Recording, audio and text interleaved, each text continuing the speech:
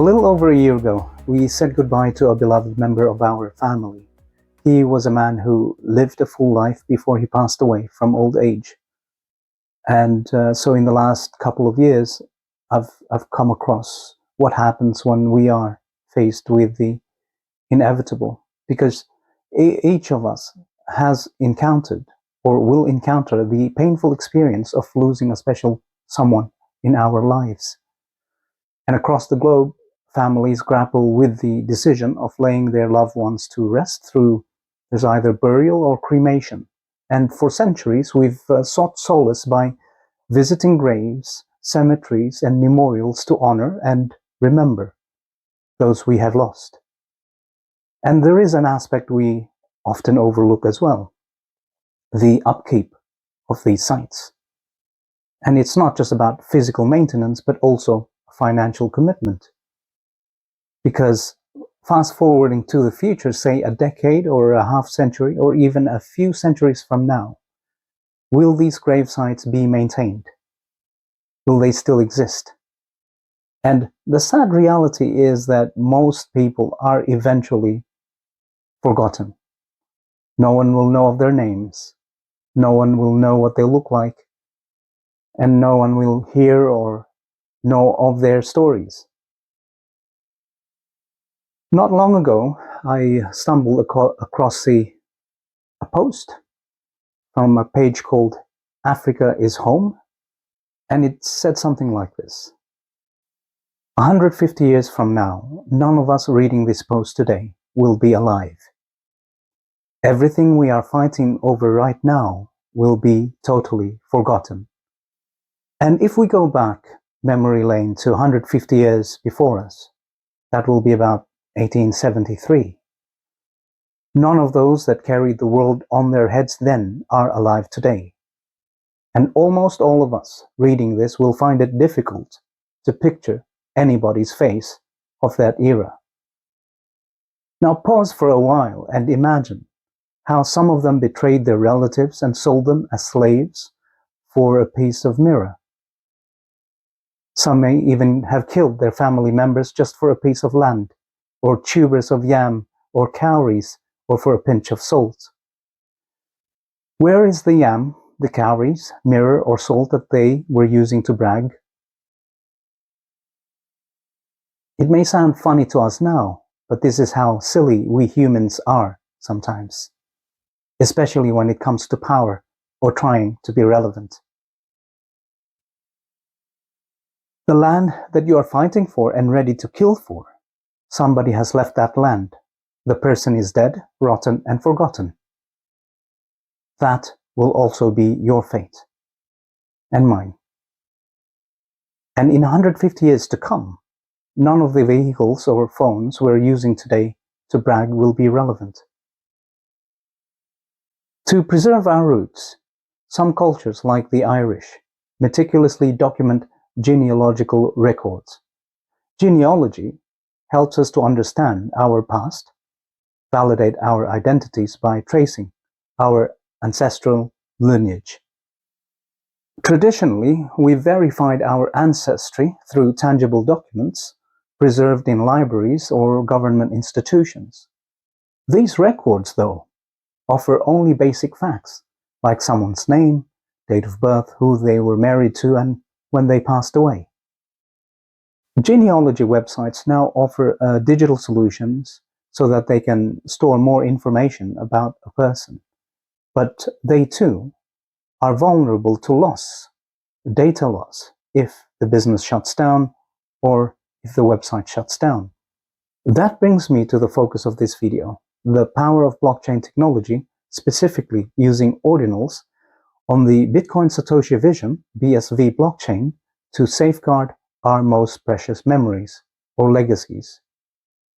Because once we upload these memories as photos, images, writings, sound files, or videos as ordinals, they are copied across a network of computers all over the world. And as long as Bitcoin stays in use, these files are preserved forever. Most of us have used or still use Facebook. You've uploaded a photo to Facebook, right? Surely. Your photo will remain accessible until Facebook either shuts down or is overtaken by a new platform.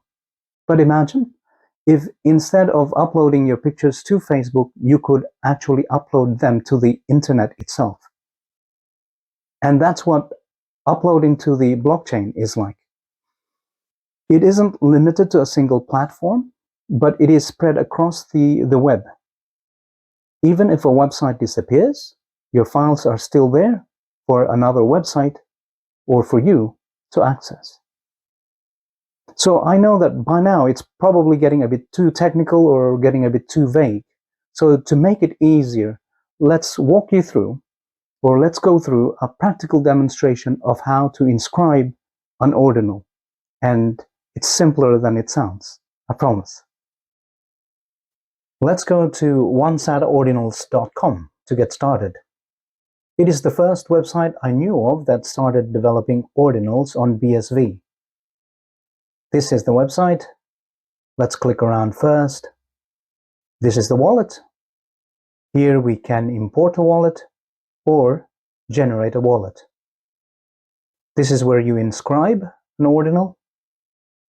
This is where you can find the market of ordinals being bought and sold. Let's take a look at the collections.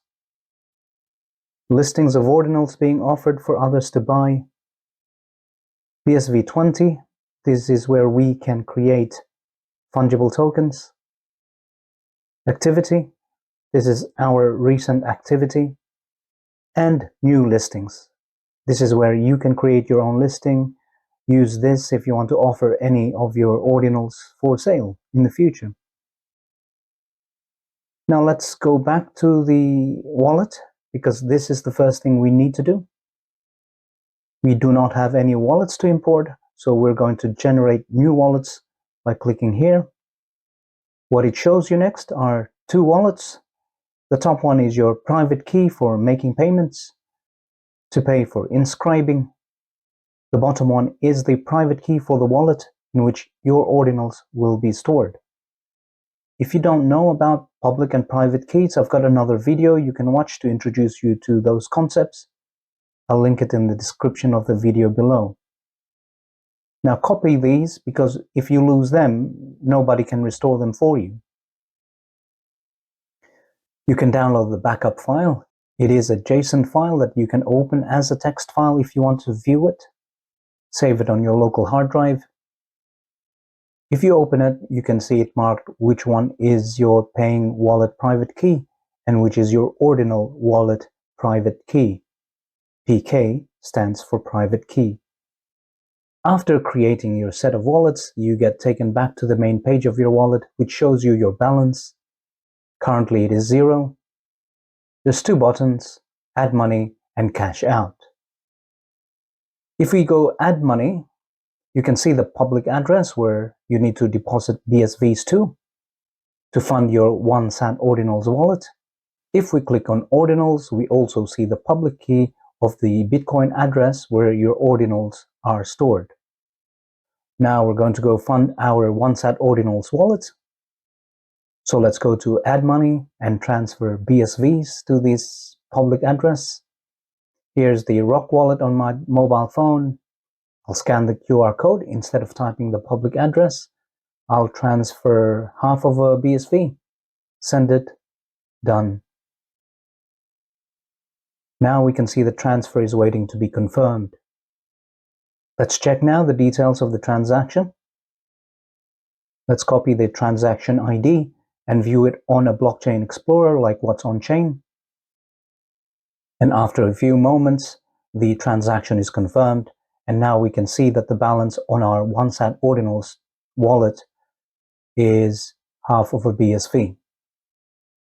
You can see that the cash out button is activated, so that's where you can transfer the money out of your wallet once you are done using your OneSat Ordinals and you want to use your BSVs elsewhere. If you click that, you see a pop-up window warning you that you are transferring BSVs out. And if you have ordinals stored on your ordinals wallet, you'll be unable to send them without BSVs in your wallet.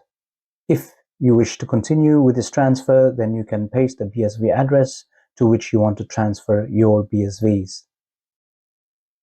Now that we have BSVs in our wallet and click on inscribe, you can see that you can now inscribe an ordinal. You can inscribe an image, text, a HTML file, or a mint token using BSV20. Now I'm going to inscribe an image ordinal. I just click inside the box and choose a file to inscribe. Go to the part of your hard drive and where the image is and choose it. Here it is. I'll choose that. Click open. Here we can see that we can add metadata. It looks like we can create a field label and input the value for that field. The first field name is name and the value is the file name. Here we can add another field and it shows like we have the freedom to label the field whatever we want. So I am going to create a field note and type a value for it. Mark as a Nancy in Amsterdam. I cannot think of anything else to write at the moment. Now that I'm done, I will click on inscribe image and we see this page. We see the transaction ID. We can see the network fee. We can copy the raw text. We can open it in Notepad. We can save it if we want. I'm not really sure. I am not really sure what this is used for. I'll check later to see what I can use this for. But for now, I will save it. This is the hex code as well. I'll save that. I'll open it to see how that looks like. Compare it with the other one. I don't believe that saving the raw text and hex code are necessary, but I just saved and opened them up for you so that you and I can both see what they look like. Now that I'm ready, I will click on broadcast. It's now broadcasted the request. And now that it is done, let's go check the Ordinals tab. There's still none. Let's go to what's on chain. Let's check the public address. We can see it is currently showing as unconfirmed. However, we can see here that the ordinal has already been inscribed. Press decode here to view. Here it is. The ordinal is already on the blockchain. Isn't that fantastic? Wow, that photo is now inscribed on the blockchain. Let's go back to once at ordinals to see if we can see the ordinal there. Go to Ordinals tab. Nope, it's still not there. We know that the ordinal has already been inscribed, so I think this is just a period when the OneSat ordinal wallet is now syncing with the blockchain. Let's check the transaction ID again. I want to see more of its details on the blockchain. Here you can see that it has timestamped the time when the file has been inscribed, which is 20th of July, 1611 in the afternoon. This is basically GMT or UTC time. Let's go back to OneSat Ordinals again to see if the wallet has synced with the blockchain. We go to the Ordinals tab, and now we can see that the ordinal is there. Let's review the process again by inscribing a second ordinal. Click Inscribe, Image, choose a file to inscribe, click Open. Let's add metadata again, and this time I'll name the field comment and type text information here. I will type, could we be the first couple on the blockchain? Haha, if this is the first photo of a couple online, I could actually be making history here. And I don't know what the max length is, but that's enough. We're ready to inscribe. We can see here on the inscription preview, the comment field and the text we typed in, could we be the first couple on the blockchain? We see app, it says once at ordinals.com to indicate which app inscribed this ordinal. That's the transaction ID. Very important. Let's take note of that. Save it on a text file. Let's view it on what's on chain. Let's paste the transaction ID there. It's still unconfirmed. But we can see, again, that the inscription is already viewable on the blockchain explorer what's on chain. Now that the transaction is now confirmed on the blockchain, it's been confirmed since here, 1644 GMT, UTC. If we go back to once at ordinals, we can now see the two ordinals we inscribed. As you can see, the transaction is the same as this. So if we click through here, we can see which block your ordinal has been inscribed in. For me, it is block 801510. And if we open this block, we can see all these transactions that were included in that block. In this block, there were 22,798 transactions that took place. And if you don't know, a block in Bitcoin is made at an interval of roughly 10 minutes. That is certainly a lot more than BTC's current on-chain limit of 7 transactions per second. This is why if you want to do ordinals, doing it on the Bitcoin SV blockchain would be better because it has a lot more capacity. Later on, we'll check out the cost, and that's another reason for it too. If you were to do a basic comparison between BTC and BSV, maximum capacity for BTC is 7 transactions per second. At 7 TPS, it can inscribe, say, 7 by 60 seconds by 10 minutes. That's 4,200 ordinals per block. BSV's last confirmed maximum capacity is 100,000 transactions per second. It can inscribe 100,000 every 60 seconds times 10 minutes. That is 60 million ordinals. When this thing grows big, you need this performance to cater for the world. By the way, I'm going to give the developers of this calculator app a plug. They are not paying me to do it, but it is the least I could do because I've been using their app for a while and it is fantastic. It is called MyScript Calculator. And I hope they start accepting BSV donations so that BSV users who want to tip them something can easily do so without losing too much on transaction fees and not have to go through so much trouble. So if you are a developer and you have a software that you're offering for free because you're hoping to get people to use it, then ask for donations. In fact, with microtransactions possible only with BSV, you can start charging per use or per subscription even. Alright, let's get back to the topic here. During the recording of this video, I went to have dinner for about an hour, and when I came back to once at ordinals, we can now see these two inscriptions. This is the ordinal number for the first inscription, and that is the ordinal number for the second inscription. So these inscriptions get their own unique ordinal number. The one that was uploaded earlier gets a lower number than those later. When we click on the ordinal number, it opens up the ordinal page. Before it was blank, but now it has the inscription number. I own this item, I can list it for sale, I can transfer it. That's the transaction ID, that's the app, the file name, and the note that I've included there. I'm just going to see the note that I typed on the other inscription.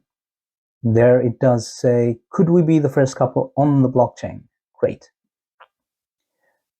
Now that I've shown you how to inscribe an image ordinal on the blockchain using onceatordinals.com, I'm going to show you Aym.World. This is the website as of July 2023. It is a beautifully made website, I think. The first time you log on, it asks you to log in or sign up. Obviously, the first time you will need to sign up. There's the terms of service. You need to generate your keys first. Here they are. Copy them, paste them somewhere where you don't lose them. You have the seed words, pay the private key, and ordinal private key. You can download these as a file on your disks. When you open that file, you see your seed words and private keys for payments and ordinals. Confirm that you've backed up your special keys. And now, this is what your profile page looks like. You can see you've got a balance of 0. Here you can view your public keys for payment. And this one's for ordinals.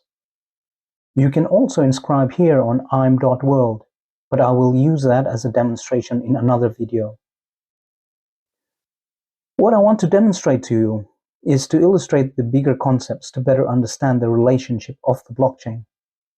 websites like ones at Ordinals and Aym.World and your Ordinals, which are stored on the blockchain.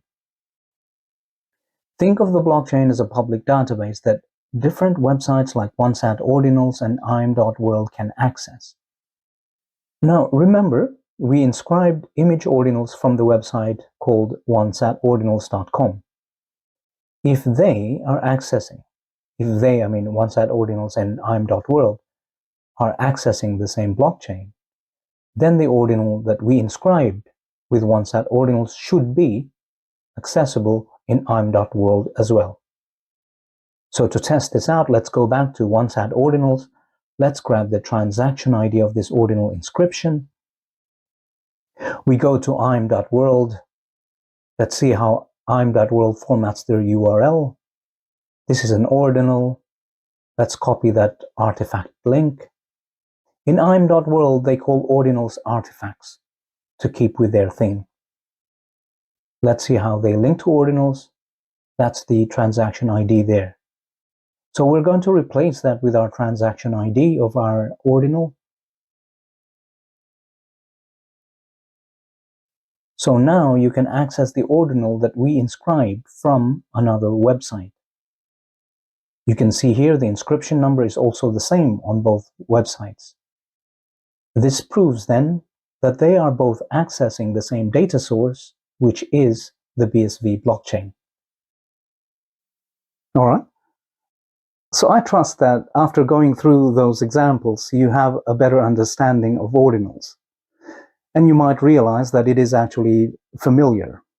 You've already been uploading files to websites, but instead of the files going to the website's database, they're uploaded to the blockchain.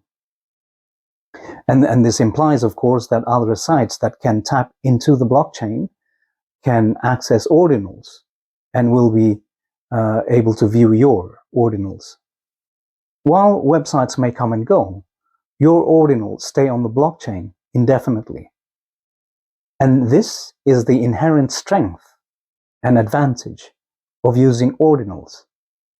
But it also brings its own set of challenges, because any content that you upload, be it an image, document, video, or audio file, is stored there permanently. And as of now, there is no way to retract or delete it. And I'm not aware of any feature that allows you to delete ordinals from the blockchain, as it is inherently unchangeable. Perhaps in the future, block explorers like What's on Chain will introduce services that allow ordinal owners to control access to their content. But for now, here are a few things to consider before uploading data to the blockchain. There are definitely not rules or must-dos. There's nobody enforcing these, but they are just something that I'm suggesting you should consider before you upload your data, so that you can avoid doing something that you regret or you will regret in the future. So here they are. Always get permission before uploading a photo of someone. Everyone deserves a say in whether or not their image should be on the blockchain, be it your spouse, your child, family member, or close friend. So based on this sort of principle, you should avoid uploading photos of people you do not know or where there are recognizable people in the background. This prevents you from unintentionally compromising someone's privacy. Stay away from posting content or photos, say, taken from the beach where there's a lot of, scantily clad individuals in the background. Refrain from posting provocative, offensive, or controversial content that could land you in trouble. Think about how others would react to the photo. Would it lead to bullying or embarrassment? Would your family, friends, or colleagues be upset by it? And if the answer is yes, then it's best not to post it. Consider your motivation for posting the photo. Is it to harm or mock someone? If it is, it's not worth it. So due to these potential issues, I recommend sticking to posting only safe photos boring photos even. You know, photos like you would share on say, LinkedIn or a professional website, professional profile. Beyond these guidelines, though, using ordinals to upload cherished memories and communicate with future generations can be powerful. In my examples, I used personal photos from 2016 when my wife and I were starting our new life in Europe and we were traveling. So it's a bit special to me. Now, we cannot have children though, but imagine in your case, your photos. 50 or even hundreds of years from now, your descendants could look up the inscription number or transaction hash and see the images and messages that you left for them. I'll end with some beautiful lyrics translated from a Dutch Netherlands song. I've shifted a stone in a river on this earth. Now I know I will never be forgotten. I provided proof of my existence. Because by shifting that single stone, the stream will never follow the same path.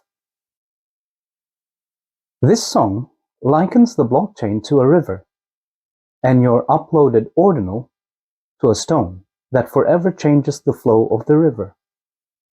And this is not too far from what actually happens, because when you upload an ordinal to the blockchain, your transaction affects the hash of its containing block, which in turn affects the hash of future blocks. The prospect of utilizing blockchain technology, specifically ordinals on the Bitcoin Satoshi Vision, BSV Blockchain, opens up an exciting and revolutionary avenue for preserving memories and historical records. By inscribing images, videos, writings, and other precious memories onto a medium as immutable and far-reaching as the blockchain, we are preserving the essence of our existence and building bridges to future generations. And as we grapple with the temporal nature of life and the ephemeral quality of our digital footprints, the ability to etch our legacies into a medium that transcends time and geographical barriers offers a reminder of our connection to our past and our future. And while the technological aspects might appear complex at the start, platforms like OneSat Ordinals and Aym.World and relayx.com have made the process more accessible, bringing this powerful concept within everyone's reach. Let's approach this technology with caution, respect, and a sense of purpose, understanding that what we upload may become timeless testament to who we are and what we valued and the world we shape. I hope you found this video interesting and have gained a new appreciation for using ordinals. What would it be if you uploaded a photo to the BSV blockchain? Does this exciting use case for ordinals inspire you to preserve a memory of your existence? Or does the idea still unsettle you? Please subscribe to this channel to get updated about our future videos. I'll be looking into other use cases for ordinals. Please hit the like button to help the algorithms of YouTube and other websites know and potentially recommend this video to others who might be interested as well. So until next time, this is Marquez. Cheers. Bye-bye.